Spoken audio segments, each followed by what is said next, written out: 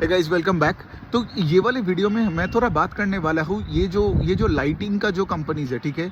मतलब ये जो एलईडी लाइट्स बनाने वाले कंपनीज है, एक कंपनी है इकियो लाइटिंग, फिर एक कंपनी है फोकस लाइटिंग, फिर ये जो हैवेल्स हो गया, क्रॉम्पटन हो गई, इनमें भी इनके जो बिजनेस है, इसमें भी एक लाइटिंग का डिवीजन होते हैं। मेरा आपसे सजेशन यही होगा कि ये पूरे चीज़ों से दूर रहो, ठीक है। बिकॉज पिछले कुछ क्वार्टरों से इवन अभी भी यही चल रहा है कि हमारे जो लाइटिंग, मतलब जो एलईडी लाइट्स का जो प्राइसेस है वो पूरा कोलैप्स कर चुका है, ठीक है। और जब प्राइस इरोशन होता है तो अल्टीमेटली ये कंपनीज को क्या करना पड़ता है, ये कंपनीज को वही मतलब कम दामों में ही बेचना पड़ता है। तो इनका इन्वेंटरी लॉसेस बहुत तगड़ा आया है और इनका सेल्स ग्रोथ किसी में नहीं आ रहा है, ठीक है। तो लाइटिंग का ये हो गया बात। बहुत लोग मुझे बोलते हैं ना कि इकियो लाइटिंग का बता दो या फोकस लाइटिंग का बता दो। इनका रिजल्ट इसलिए खराब आ रहे हैं बिकॉज लाइटिंग का प्राइसेस हैव प्लमेटेड, ठीक है।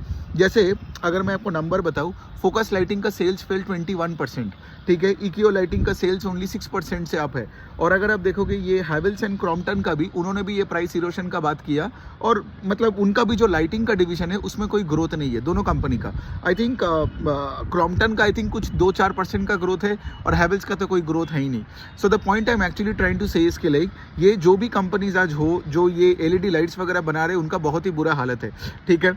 फोकस लाइटिंग का अगर मैं थोड़ा सा और डिटेल में बताऊं तो इनका तो रेलवे का अप्रूव वेंडर होने का बात बहुत चल रहा था लास्ट ईयर को। तो मतलब 23/22 में, FY 23-22 में आप देखोगे 40-50% से ग्रो करता था, लेकिन इनका तो पूरा ग्रोथ ही गायब हो गया। और जब से ये प्राइस इरोशन चलने लग गया तब तो फोकस का भी तो आप देख ही रहे हो, सेल्स 20% डाउन है। स्टॉक कहाँ से पैसा बनाएगा शेयर होल्डर्स के लिए, और बाकी में भी कुछ ऐसा है नहीं।